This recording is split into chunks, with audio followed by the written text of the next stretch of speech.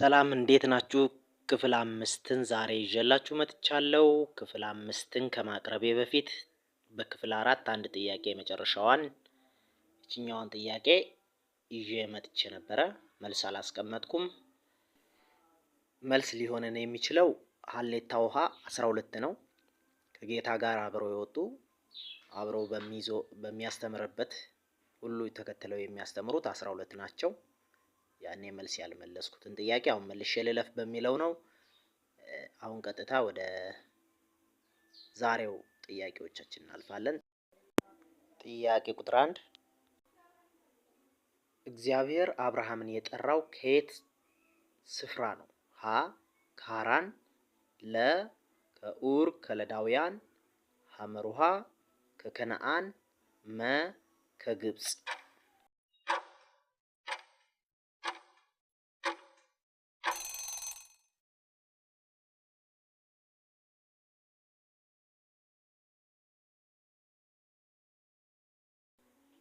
ጥያቄ ቁጥር 2 ዮሴፍ በግብጽ የፈርዖን ባለሟል ከመሆኑ በፊት የነበረው ማዕረግ ምንድን ነው?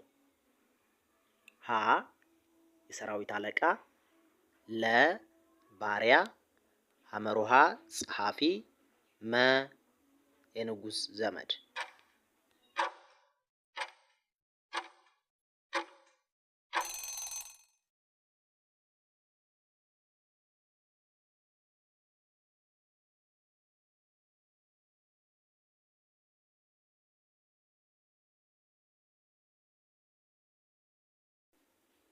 ጥያቄ ቁጥር 3 እስራኤላውያን 10ቱ ትእዛዛትን የተቀበሉበት በየትኛው ተራራ ላይ ነው? ሀ በደብረ ዘይት፣ ለ በደብረ ታቦር፣ ሐመሩሃ በደብረ ሲና፣ መ በደብረ ቆሮንቶስ።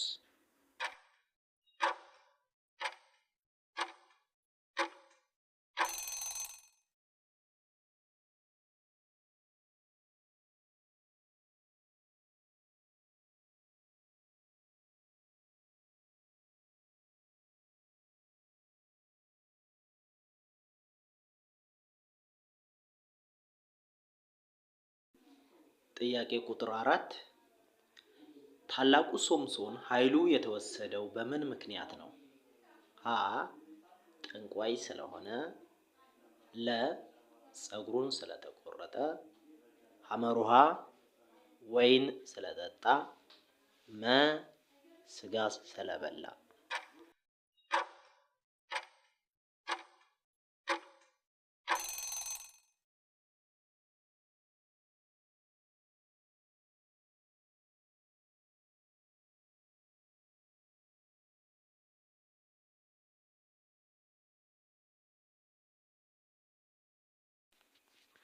ጥያቄ ቁጥር 5 ድንግል ማርያም የተጸነሰችው ከየትኛው ከተማ ወይንም መንደር ነበር? ሀ ኢየሩሳሌም፣ ለ ቤተልሔም፣ ሐመሩሃ ናዝሬት፣ መ ቃና።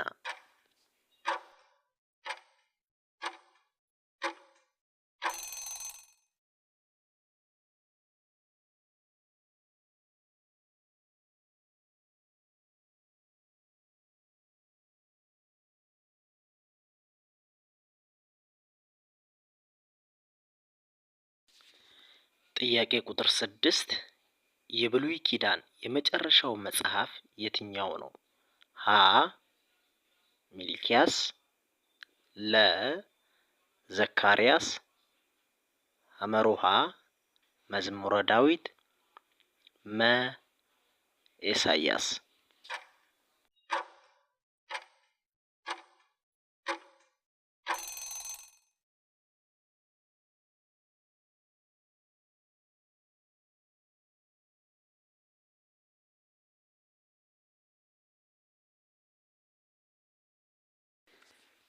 ጥያቄ ቁጥር 7 ዳዊት ንጉስ ከመሆኑ በፊት ምን ነበር? ሀ አናጺ፣ ለ አሳ አጥማጅ፣ ሐመሩሃ እረኛ፣ መ ወታደር።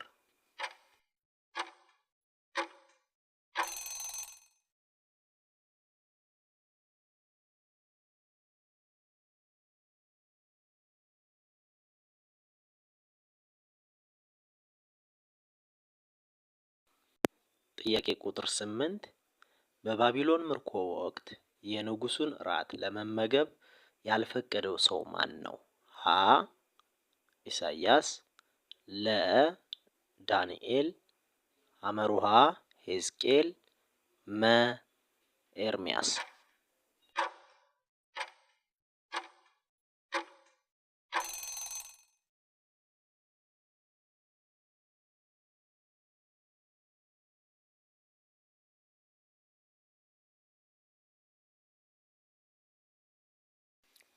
ጥያቄ ቁጥር 9 እግዚአብሔር ከጥፋት ውሃ በኋላ ከሰው ልጅ ጋር የገባው ቃል ኪዳን ምልክት ምንድን ነው?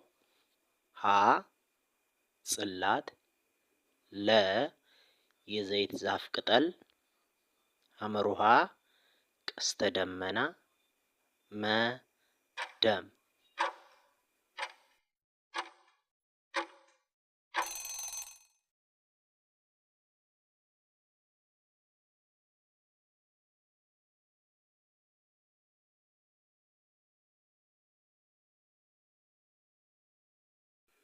ጥያቄ ቁጥር 10 የኢሳያስ ትንቢት በዋናነት የሚያተኩረው በማን ላይ ነው?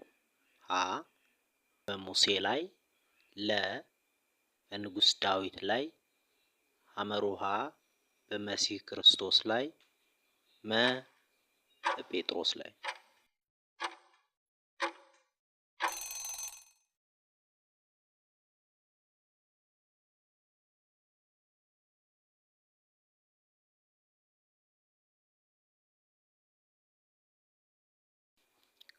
ጥያቄ ቁጥር 11 ኢየሱስ ክርስቶስ በመስቀል ላይ ሆኖ አምላኬ አምላኬ ስለምን ተውኸኝ ያለው በየትኛው ቋንቋ ነው? ሀ ዕብራይስጥ፣ ለ በግሪክ፣ ሐመሩሃ በአርማይስጥ፣ መ በላቲን።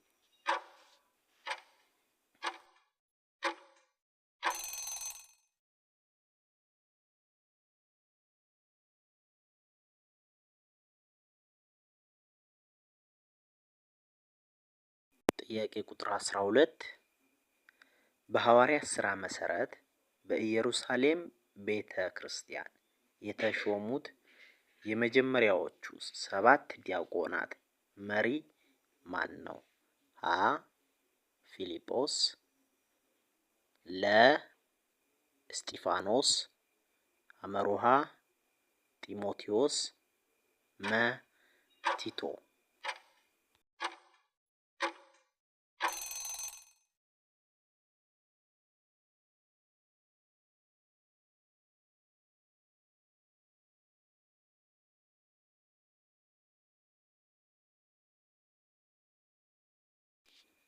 ጥያቄ ቁጥር 13 ከነቢያት መካከል ሞትን ያላየና በቀጥታ ወደ ሰማይ የተወሰደው ማን ነው?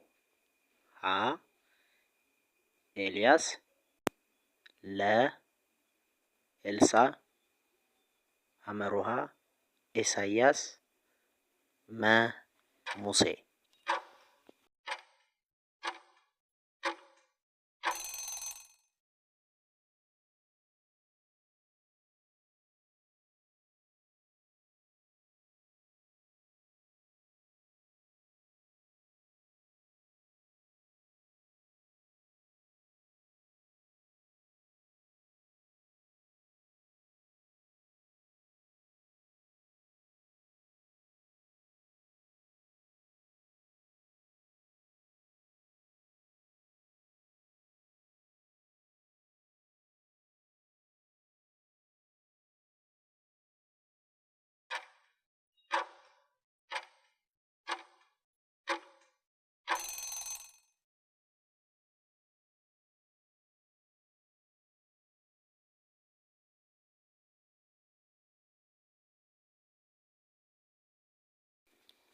ወደ 15ኛው እና የመጨረሻው ጥያቄ ስናልፍ ኢየሱስ ክርስቶስ በደብረ ታቦር ላይ ተአምራዊ ለውጥ አብረውት የነበሩት የብሉይ ኪዳን ሰዎች እነማን ነበሩ?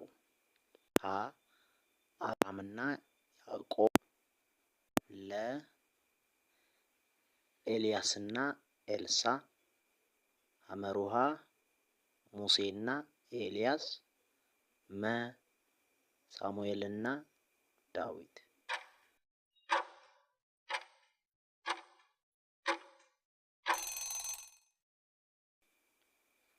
ለዛሬ ይዤላችሁ የመጣሁት ይህን ይመስላል። 15ኛን ጥያቄ እስከዛው ሞክሩ። በቀጣይ ስመጣ መልሱን ይዤላችሁ እመጣለሁ።